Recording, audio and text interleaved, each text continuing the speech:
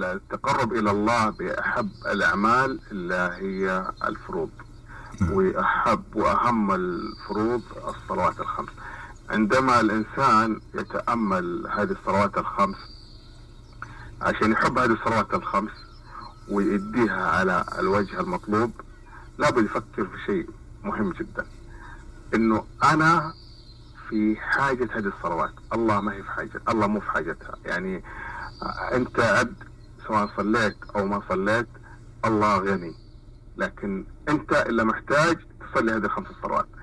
متى ما أستاذ فيصل، أستاذ علي، أستاذ فهد، الإنسان ركز في هذه الصلوات الخمس دخل السرور في قلبه وارتاح وفرح. وإذا فرح الإنسان بقربه من الله سبحانه وتعالى، فرح بأي شيء ثاني قريب يقرب إلى الله سبحانه وتعالى، سواء بأم وأب، سواء بأخ وأخت، سواء بزملاء، بأصدقاء، بعمل. لكن الإنسان إذا ما حقق الفرح الأول اللي هو التقرب إلى الله سبحانه وتعالى، أي فرح حيكون ناقص وما حيكون الفرح الحقيقي. الفرح الحقيقي هو الإنسان يكون قريب من الله سبحانه وتعالى.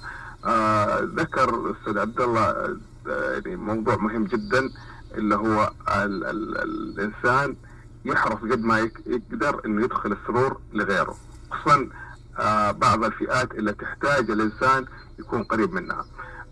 أنا ذكرت موضوع الكشافة. صراحة أنا من الناس اللي مغرم بهذا الجهاز، جهاز الكشافة، لأنه فعلا جهاز يقوم بأمور عظيمة جدا جدا، خصوصا عندما نتكلم على كشافة مكة.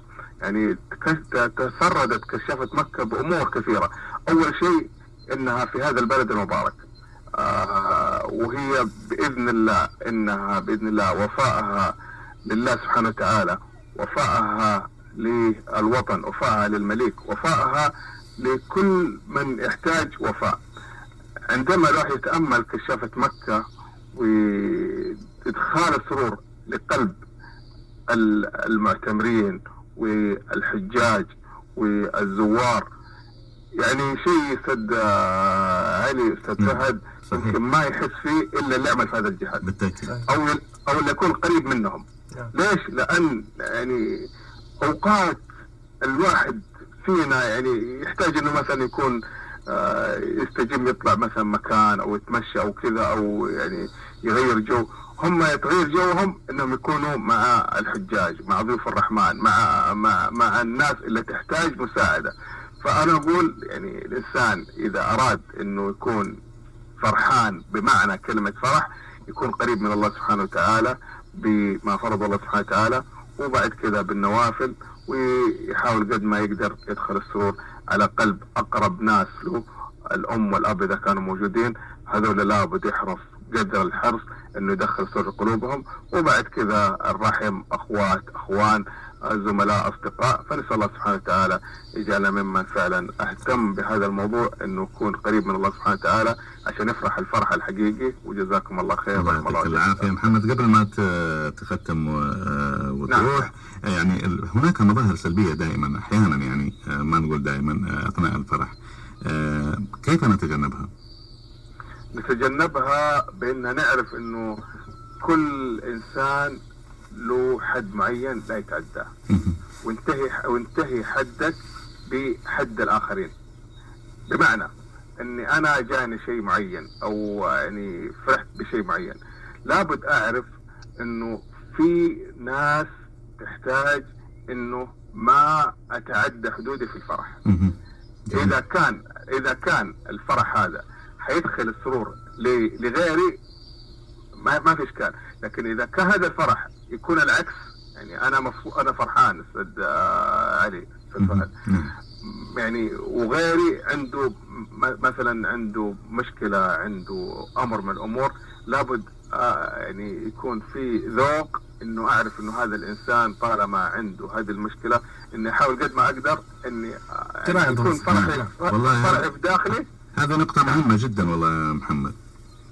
إيه، لأن أحيانا إيش اللي يحصل؟ خصوصا في الجيرة، يعني مثلا جيران قدام بعض، هذول عندهم فرح ودول في الوقت نفسه عندهم مريض أو عندهم إنسان فقدوه أو شيء، فتلقى مثلا يعني مبسوطين ورافعين اصوات ورافعين، هذه مشكله. هذه صحيح. مشكله لابد صحيح. انتباه للانسان، لابد انتباه. طيب يقول لك طب انا ما افرح الا تفرح، لكن اعمل حسابك راعي مشاعر ايوه اللي قدامك ترى عنده مشكله، عنده مصيبه، عنده شيء.